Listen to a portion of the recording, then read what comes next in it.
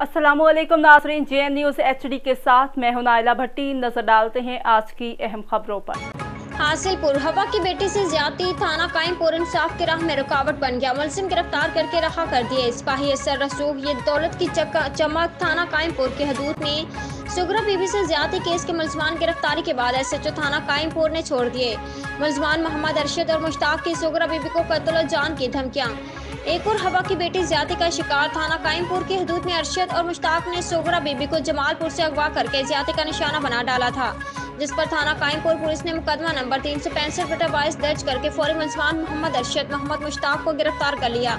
बाद अज़म माल की चमक ये सियासी पुश्तपनाही थाना कायमपुर पुलिस ने फौरी तौर पर ज्यादती में मुलविस मुलजिम को रहा कर दिया, जिस पर मुतासरा खातून ने इल्जाम लगाते हुए कहा कि थाना कायमपुर SHO ने माल की चमक की बिना ज्यादती में मुलविस मुलजिम अरशद और मुश्ताक को छोड़ा है। मुतासरा खातून ने वज़ीर आला पंजाब और IG पंजाब से मुलजिम की गिरफ्तारी के लिए मुतालबा किया है।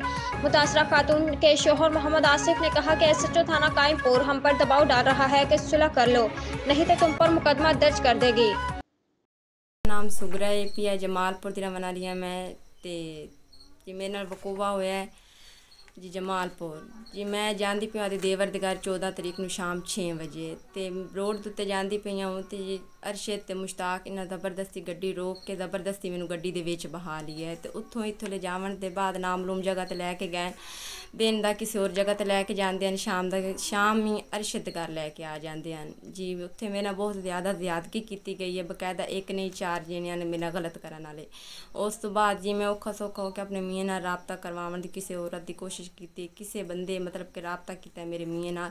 सजाद थानेदार आई, इन्होंने दरखास्त दी, मेरे मियाँ शाम की रेट की 17 तरीक की शाम को खुद सजाद साहब बरामद करके आए मैनू।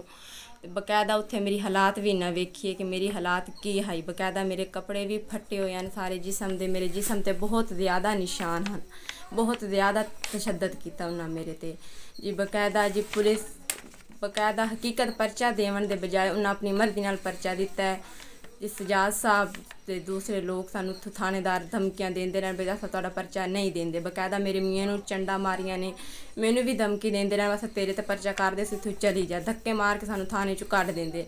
बकायदा मुलजिम पकड़न दे बावजूद पकड़े नू ना 6 दिन 7 दिन उन्हें इत्थे रखा कैंपोरे।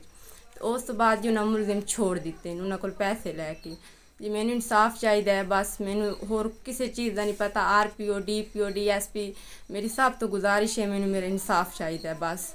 तो बाकी मेरे मुलजिमां नू सज़ा दी जाए बस, मैनू ये कुछ इंसाफ चाहिए।